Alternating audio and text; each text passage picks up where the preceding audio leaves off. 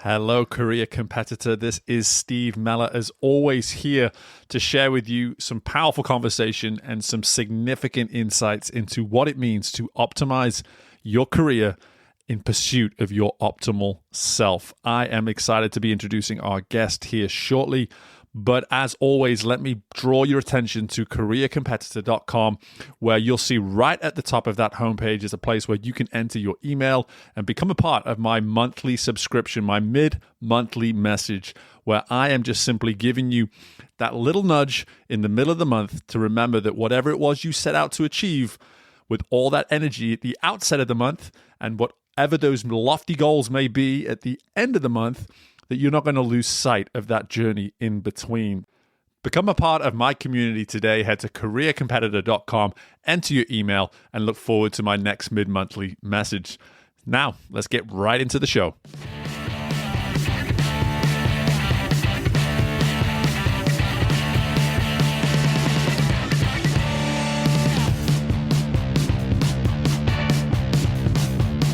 Hello there, and welcome into this episode of Career Competitor, where I am so excited to be welcoming in Dr. Sharon Hull to the show, who will get the introduction she certainly deserves here in just a moment. But three things that we're going to be hitting on around many other fantastic insights courtesy of Dr. Sharon here today. Firstly, we're going to discuss why sometimes not making a decision is in fact the best decision that you can make. Secondly, we'll discuss the importance of prioritizing ourselves enough to decide where we want to go. And finally, we're going to discuss how important it is to remember energy can only be used if we allow ourselves to create it. So, these three really interesting insights and so much more, courtesy of our guest, Dr. Sharon Hull, on this episode of Career Competitor, and I hope you all enjoy it.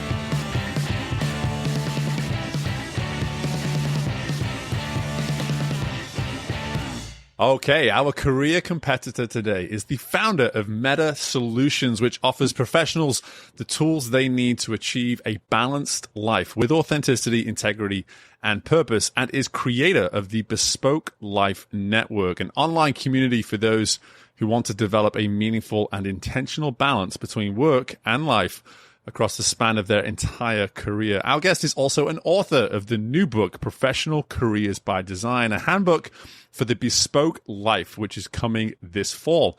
Having been a professional executive and leadership coach since 2011, our guest was the founding director of an executive coaching program for faculty at Duke University Medical Center, thanks to her expertise in physician leadership, development, career strategies, communication skills, organizational and institutional awareness, and time and energy management. I am only providing just a fraction of this lady's story, which is why I'm so excited to be welcoming into Career Competitor, Dr. Sharon Hull. Sharon, how are we doing? Oh, doing really well. I'm not sure I can live up to that introduction, but I'll do my best. Thank you so much. Oh, I have no doubt that you will. I think this is set to be a really exciting conversation, mainly because there's so much in your story from having done my research that just captures what this show, the essence of this show is all about, which is that of simply remaining curious towards how can we continue to fulfill this potential that is ourselves. And it's right here in some of your, never mind the years of experience you have, some of this most recent present work that you're doing, specifically the book that's coming out this year. Clearly that curiosity within you is not dying down anytime soon. It's clearly as high as it's ever been. So I would love to begin with, just to speak to maybe where this appetite of yours comes from for what I would say is that of exploring human capacity, human potential. You know, that's a really interesting question. I'm looking up at the ceiling trying to think about how I want to answer it. This is going to sound a little bit corny maybe, but they wouldn't think so. I'm going to give my parents credit. My parents both worked in the public sector. My dad was in school leadership, my mother in the legal world. And they both taught me to be a student of people. And I don't remember ever sitting down and having them use that phrase with me, but they did it every day. And they helped me pay attention to the subtle cues that would help me know more about a person. Maybe I'm kind of wired that way anyway, but I'm just fascinated by people and their stories. And, you can get a little weird with that if you become voyeuristic, but I tried to be more studious about it than just wanting to know people's stories. I'm fascinated at how we all make our way through the lives we've been given. And some lives have been given a lot more challenges than others. Some of us have a lot of privilege. And each of us still has to make decisions about how we want to spend our life energy. And that's really what it comes down to for me. How did you, Steve, try to decide to spend your life energy doing this, right? Which is what you're asking me. Yeah. I'm fascinated by people, by their stories, and have a deep respect for the fact that we all make decisions differently.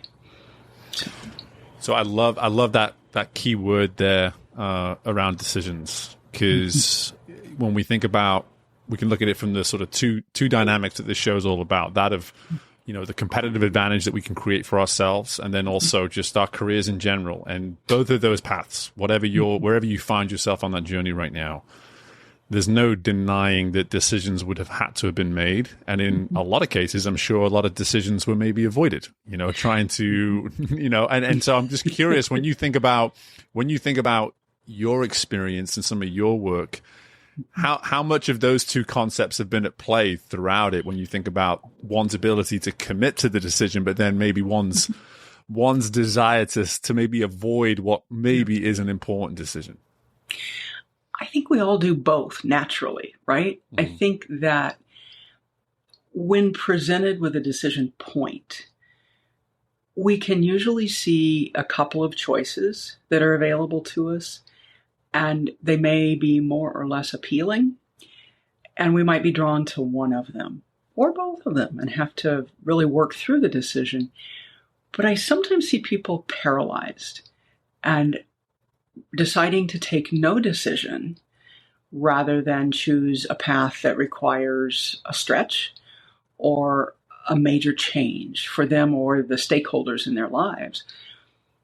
And that not taking a decision is a decision, right? So if we think we're avoiding a decision, that's actually making one. So I'm not sure what your experience of that is, but when I'm working with clients, I remind them that it's perfectly okay to stay put if that's the decision, but own it as a decision rather than an avoidance. I think a lot of people are hearing you in that insight around the not decision, choosing not to, or choosing to leave it alone, or saying, hey, let's delay this decision until a time that best suits. I think a lot of folks are hearing that. I think a lot of folks are telling me that in my coaching practice. They're like, sure, I can see the choices, but as I think through all the parameters of the decision, the best decision is to stick where I am. And I try to give people a lot of grace that that's an okay decision. I invite them to give themselves permission to do that, right, as long as they thought it through. Right? As long as they can tell me how they came to that decision, then I don't think that's really avoidance. It's a conscious and intentional choice. And that's what a lot of my work is about, is making the intentional choice, whatever it is. So many people in my original field of medicine have this, and a lot of professions are this way, they have a bias toward action. The only valid decision is to do something. And it's like that old saying, don't just do something, stand there for a minute. Take it in and be intentional. So that's not always native for people. Yeah, and I've never heard it put that way, actually, that bias towards action. It resonates with me enormously, just coming from a competitive sport background, first and foremost, is that every day it felt as though, whether it was from the perspective of an athlete or a coach, there was always this, hey, how do we get better? How do we do something new today? And again, the years were able to teach me over time, both while I was an athlete and as a coach, was sometimes one of the best things we can do in that world is just do what we did yesterday just as well as we did it yesterday, not necessarily finding a way to improve upon it, because maybe what that skill, that trait, that habit needs is just for you to keep showing up and doing it time and time again for a prolonged period of time before we start thinking about how can we better it? How can we build upon it, etc.?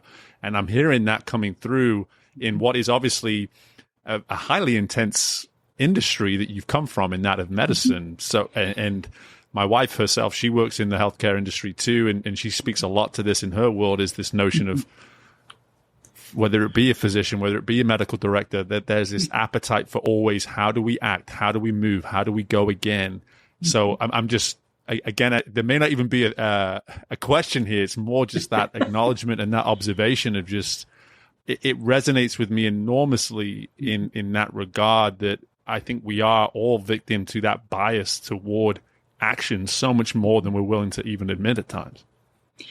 I think you're right. And I think when I use that term with people in the professions that I tend to work with, they go, oh yeah, I have to get it done. I have to get better. And there's this forward motion that's almost hardwired in Western culture, at least. I'm not sure that it's the same in other cultures, but in cultures of Western European origin, I think that whole work ethic idea, and the idea that you're constantly getting better, and in America that you always have to be working and always have to be improving, I think it's baked in, but I'm not sure it serves always.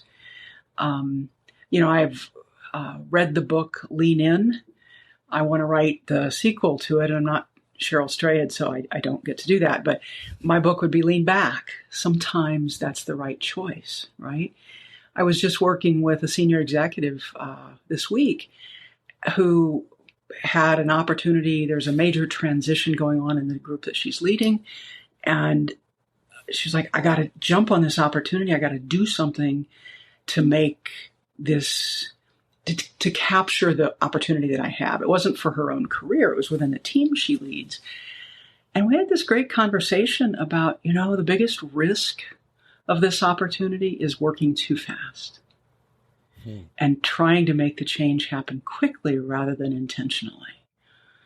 And I guess if maybe we could think about where we're biased toward action and cultivate a bias toward intentionality, our blood pressures and collective health might improve. And I think we might be more satisfied with our decisions over the long haul. This is one of those moments where I get this wonderful confirmation and reaffirmation of some of my own work. So I kind of give myself a small pat on the back right now. And the funny thing is, one of the things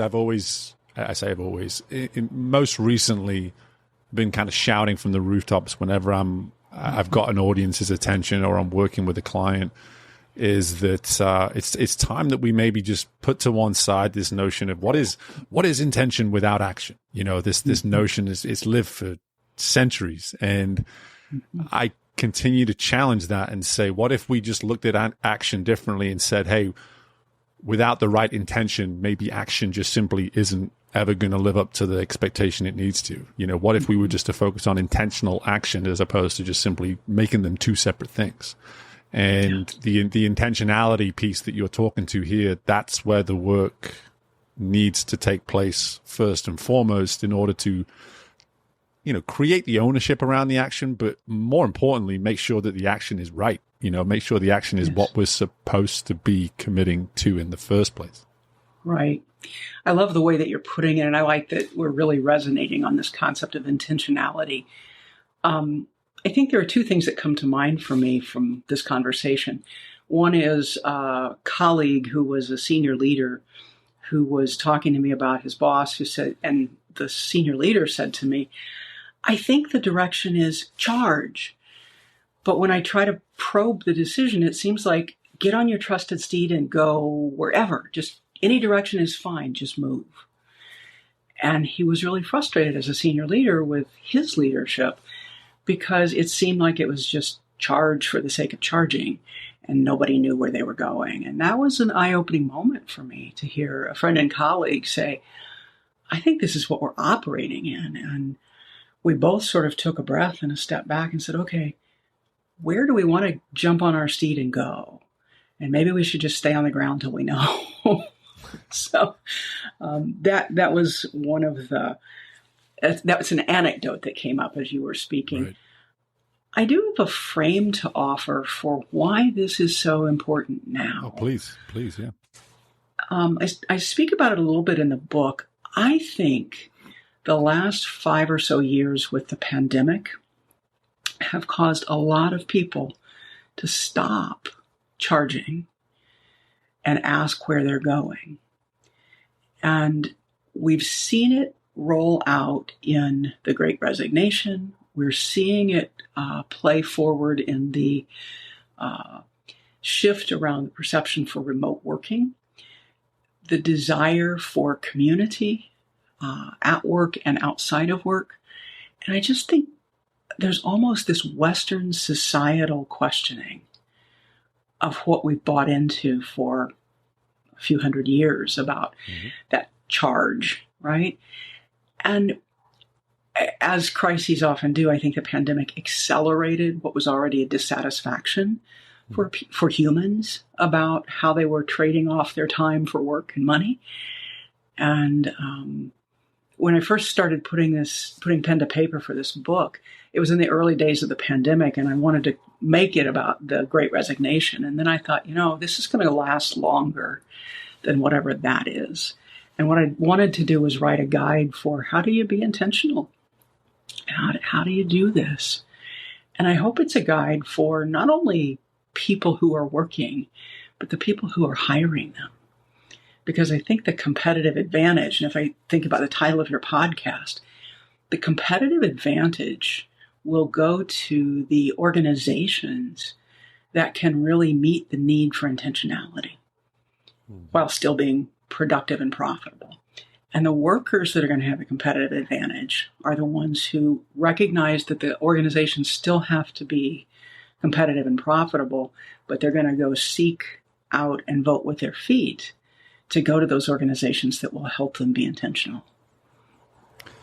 Something I'm hearing is that's really hitting me here is this notion of just values. Like, the notion of, hey, what for so long businesses were being built upon a mission statement, let's say, that they themselves created. And through that mission statement, they hoped that to the larger world, they would eventually get across what their value system is based on that mission. But it's almost like it's being turned on its head a little bit, is that we need to go to the people within it and say, hey, what are your values? And how can your values maybe even help the business as a whole say, hey, maybe we're missing, maybe we're hitting some of it, but maybe we're missing some of it too. Maybe we actually need to consider some of these key values. And something as simple as, one thing I'm a fan of, I don't know about yourself as a coach, if we can keep it simple, the better. The more simplicity, the better. But something that I heard you explain there is this notion to stop and just say, well, listen, we're at full steam ahead. Let's just press pause and let's just say, where are we going? Where are we going? Why are we going there? Ask these kind of questions. And by asking those questions, we will likely reveal some of these values that are so key to us that will then fuel the way in which we show up as we move forward from that moment onwards.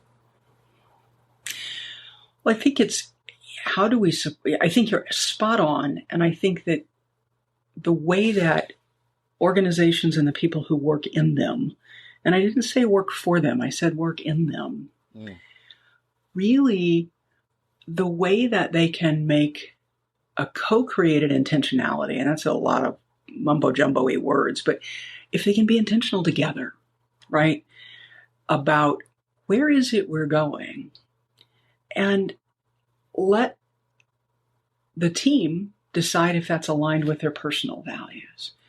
One of the core things that I have people do in the book is make a list of the things that are really important to them at this season of their lives, and then ask what's really important to their organization. And if there's a misalignment, that's a good clue that either you work to change the alignment or it might not be the right fit, and that's okay.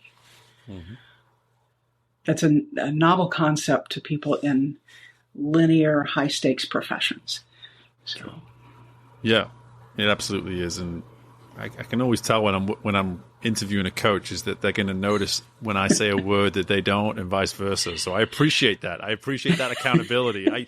Trust me, any client of mine listening to this right now is like, Steve, she got you, you know? So I wasn't trying to get you. I'm so sorry. No, trust me. There's a lot of people laughing, listening to this right now that are my clients, and they're saying like, Steve, you missed one right there. So I appreciate that. But I will say something that came through just in that previous insight. The co-created part of this is it is a new lease of, you know, the journey that is our evolution in corporate America, in life, all this kind of stuff. We are in a new chapter now where co-creation, whether a business or a business owner or an executive team, whether they want to accept it or not, there's an element of that all people are looking for, no matter where they fall within the organizational chart. They want to feel as though their voice is being heard. They're bringing something to the table.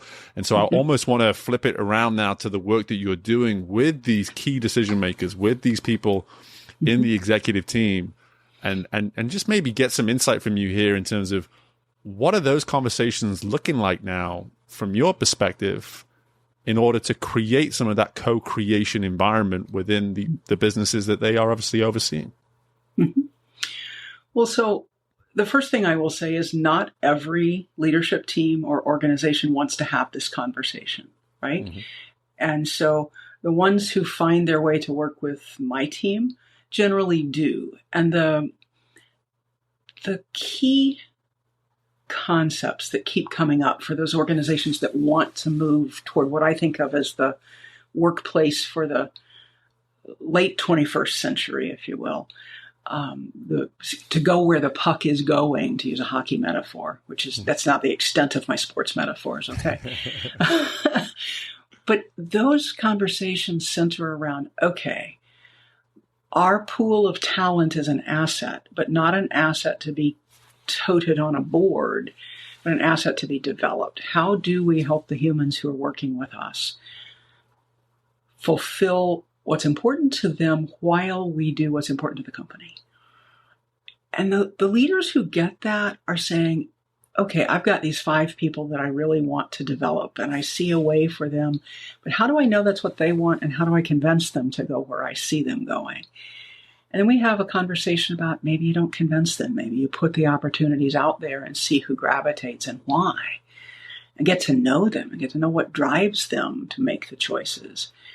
Then you're going to have a better understanding of your people.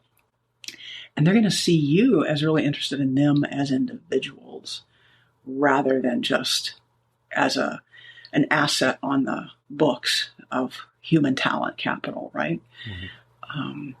It's the leaders who really want to get to know what makes their people tick who can figure this out. And I think those leaders end up talking about, how do I communicate well with people who really want information and who want to have input? How do I still be the leader and have to make the hard decisions even after I get their input? A lot of those conversations come down to around communication. And that might surprise people, but it's really about how we as humans interact. So, doesn't surprise you, I can see by the smile on your face. No, it doesn't. And I something that has been really interesting over the last 6 years of the show is that from time to time we have this little 3 or 4 month period without really any strategy behind it, but there's this sort of thread that almost aligns about 9 or 10 different episodes, and it just happens organically, and it's beautiful when it does. And this notion of communication has been part of that thread recently. But the piece before that is the readiness and the willingness, saying, like, it's noticing, hey, going back to where we started, there's a decision to be made here. We can stay in the way it's always been, right, or we can acknowledge the times that are now, and that there is a shift happening. And it's part of the work that you and I do is that most of the time, folks that are reaching out to us are ready.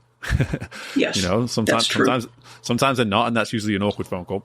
But right. At the same time, the readiness piece is so huge here. And I'm just curious, even just from your professional perspective, when you look at these conversations that you're having with folks that are ready, what are maybe one or two things that they are seeing to get them ready? What's that final sort of jolt or that awareness that there is being provided to them to get them to that point of readiness? I think there are a couple of commonalities for what they identify to me. The first is that their workforce is turning over more than they want it to. People are voting with their feet if they're not, and they're not doing something, but they're trying to figure out what it is they're not doing to keep good talent. The second is sometimes these leaders look at what's happening in the world and how much the world changed with the pandemic, or if you think about climate change or any of the other big societal pressures. Sometimes I'll get a leader who's a thinker, who's putting that picture together and saying, I'm looking at what's happening in human society, and I see all my competitors wanting to keep things the way they were, but I want to get out ahead of them. And I want to make a workplace that people want to come and stay with, but it's not going to be the same thing for 10, 15, 20 years. It's going to have to be a living, breathing organism.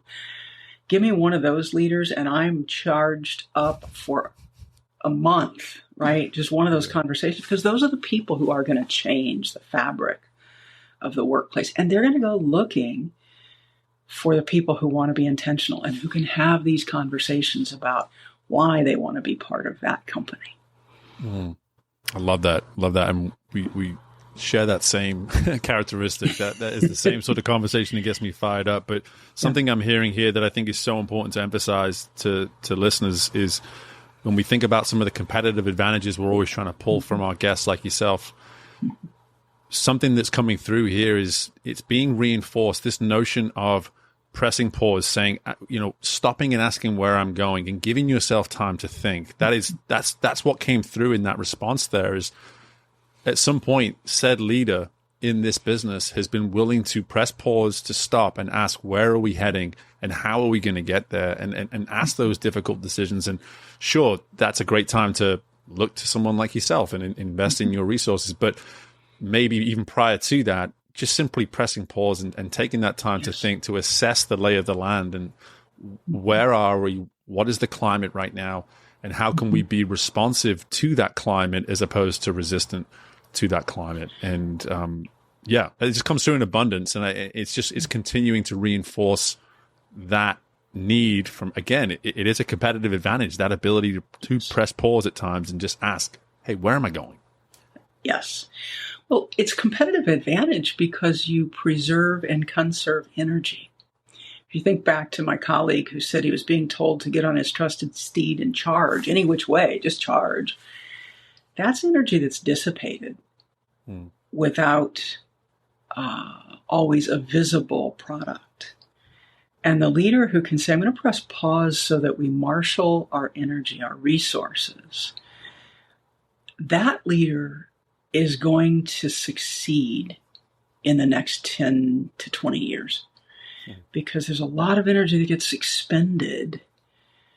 It's like a lot of fire, but no heat, So I think the competitive advantage is to be able to say, how are we going to spend our individual or our corporate life energy?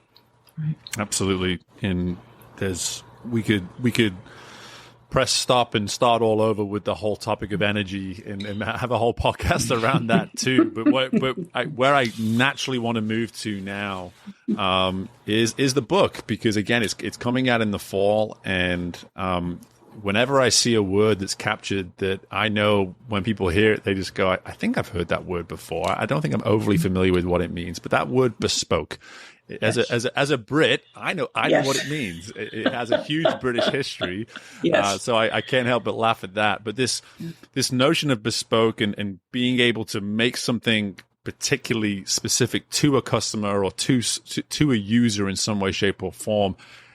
What I love about our conversation so far is that's come through in abundance. Is your complete commitment and curiosity towards that. It's like how does a human being stop often enough to cater in many ways what they're trying to do to their best interests, or however you want to put it. Now, I don't want to speak for you, so I'm going to stop there and pass it over to you and just simply ask, when it comes to the book, talk to us a little bit about the mission and the idea behind the book, and also maybe even reinforce why now is the right time to be putting this out there. Happy to do that. I will start by saying the book is out now. We got it out in April. So it's available, and I can get you the information about where people can get their hands on it. Why now? I'll start with that. I think it really was an outgrowth of my own experience, of my own career choices and those of my clients just before and during the pandemic. Watching humans really struggle with, okay, what are the trade-offs I've made? And what are the ones I want to make going forward? That question kept coming up. And I thought, I've been coaching around this for 10 or 12 years, and maybe it's time to put it down on paper.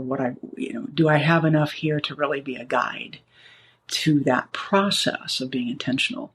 So that's how it started, and why the relative now, if you will. I think the now for this year is that we're seeing the ripple effects of people beginning to be intentional in the workplace. And employers don't always know what that means. And employees don't always have a framework for what they're actually doing. And I wanted to put the framework out there for what I see going on as a student of humans. Okay, that's the why. Mm-hmm.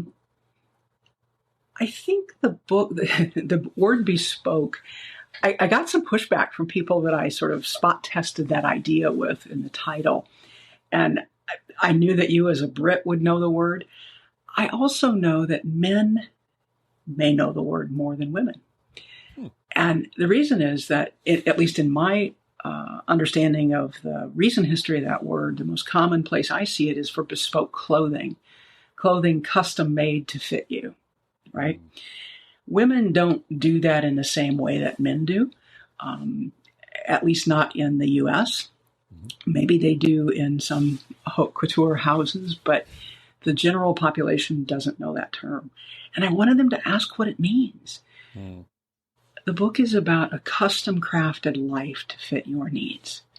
I think we're all unique humans, and we have as many different ways of making a living as there are humans out there, and as many different ways of making peace with how we make a living as there are humans. I wanted to offer a framework for people to do that was accessible, that wasn't academic so much, although it's a well-sourced book, but it's not a textbook. The first cover draft they sent me looked very much like a textbook cover, and I sent it back and said, no. This is not a textbook. And I'm an academic, but this is not an academic book. I want it to be a handbook, something you pull off the shelf and can say, oh, that's what I need to read right now. I tell people at the beginning of it, you are welcome to read this from cover to cover. But most people who pick it up will find a particular section of it that is most useful to them. It really has 3 sections. And I don't know if you want this much detail, so let me stop and check in with you. No, please do. And again, if anything, for whatever reason, I didn't know that the book was out for whatever reason. That's okay. So I'm excited that it is, and would love to learn more about it. Yeah. Well, that has to do with how we communicated with you. So you have my apologies, and I'll have my team get you a copy. How's that? It's all good. Beautiful. The 3 major sections of the book are what I call discernment, managing change, and a lifelong perspective on your career. Discernment is figuring out that what matters most to you thing, and is it aligned with where you are right now? It's an acknowledgement that what matters most to you now will be different in 2, 5, 10 years. And it's the reason a 5-year career plan doesn't work so well, right? Because we don't know what life is going to bring to us in that time. So the first part is discernment. The second part is really a handbook for going through a job search as a professional. I kept doing a lot of search coaching and walking people through the mechanics of going through a search or multiple job interviews at a time. And I kept looking for the book that I knew somebody had written about how you do that. And I didn't find it. So that's the part that I felt like it could be helpful to a lot of people if somebody just put this down in writing. So the middle part, if you're in a job search, that's the section to start with.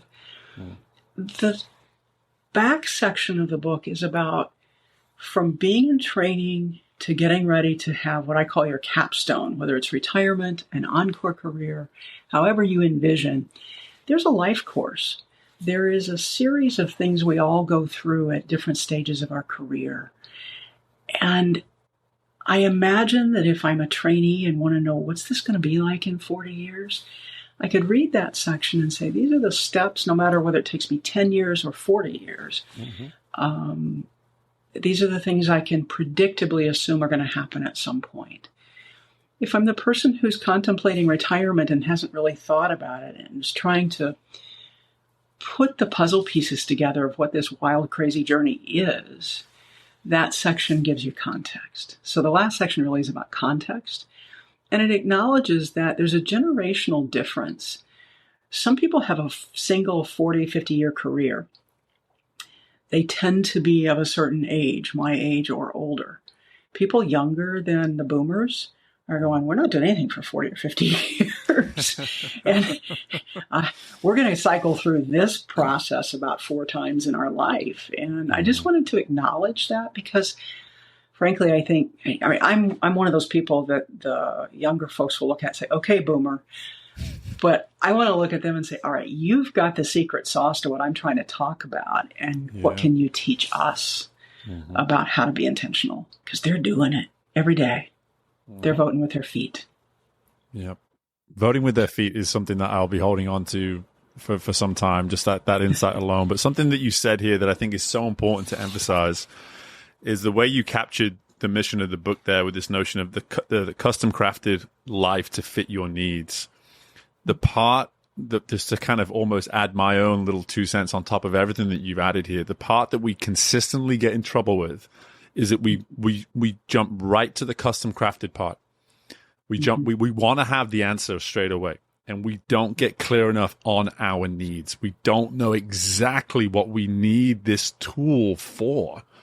And just that discernment piece on the front end is so important, is just to take the time and say, before you jump to tools and solutions, all this kind of stuff, just get clear on direction, get clear on values, get clear on what the heck you want from this. Truly, not the result that somebody in your network appears to have. What you want, what means the most to you, because then you're going to actually utilize and optimize all of these things that clearly come based on what you've outlined here in parts 2 and 3 of the book. I just wanted to emphasize that because I think it's so important. Again, if you heard everything that you just shared with us there, Sharon, and you go, oh, great, this is going to be a great solution for X, Y, and Z. It's like, no. Slow down. Slow down. Hit pause. Hit pause, like Steve said, Right. There's a reason that's at the front of the book, and it's a simple exercise. I just ask people to make their top 10 list. The rules for the exercise are top 10 lists of things that matter to you right now at this season of your life. There must be personal and professional things on the list, but there's no right proportion of the two. Make your list. If you want your significant other or somebody else in your life to make a list so you can compare notes because they're a stakeholder, that's great. But make your lists separately and then come together and talk about them. People will be surprised by the alignment between them and their stakeholders and sometimes by the misalignment. Well, no, I didn't want that right now. I want to do that in 10 years. Or I'm really willing to do this so you get that or so we get that. I've seen families do it where the adults go through the exercise first and then they bring their children to the table and say, what matters to you? We have a chance to move. We have a chance to, I used to joke with people, if somebody offered you your dream job in Fiji, which must have been my dream job at some point, what would you do? And so I've watched families go through sort of the dream job opportunity and really ask their children who were of enough age to have a conversation about it, what matters? And parents sometimes get really surprised that their kids are resilient and ready to go, or no, I'd really like to have my senior year of high school with the people I've gone to school with for the last 5 years. Could we wait a year? It's about communication, about what matters. We keep coming back to that thread.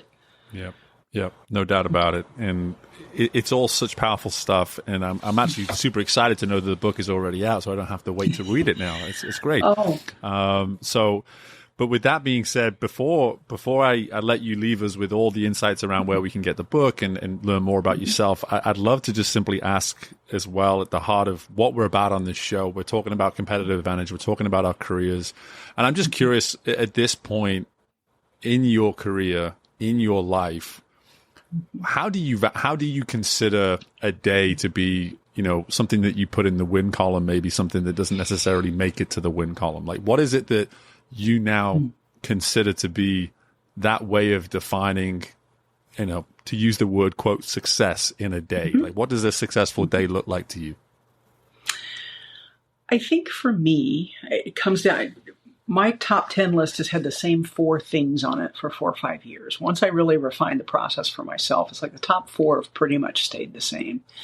It's time with my spouse, time to be with family and friends in a generative way, time to take care of myself, and work that has meaning. So the top 3 things for me are about time. And I need to make a living, and that's on my list too. But it's really about, how did I balance my time today? Did I spend time with myself and those I care about? And did I do work that has meaning? That's how I define a good day. And they're not all good days in that sense, but there aren't as many not good days as there would be if I weren't paying attention. Oh, I love that. What a wonderful sentiment to provide as we wrap up here. And I want to give you that opportunity here, Sharon, to provide to us anything and everything that you think our listeners need to know, firstly, to access the book, and then obviously then to learn more about yourself as well. Okay. I think the best resource for people is to go to our website, www.Metta Solutions. That's Metta with 2 T's, METTA solutions.com. We have a book page. We have an about page if they want to learn more about me. We have a blog where we talk about a lot of these concepts on a regular basis. Through that website, you can sign up for our newsletter and our free online community. There is, if you buy the book, or even if you just open the book someplace electronically or in the bookstore, there's a QR code to join the book club. All of that's free. It's a chance to engage in the conversation with like-minded people who are trying to do the same thing. So our website is the primary resource.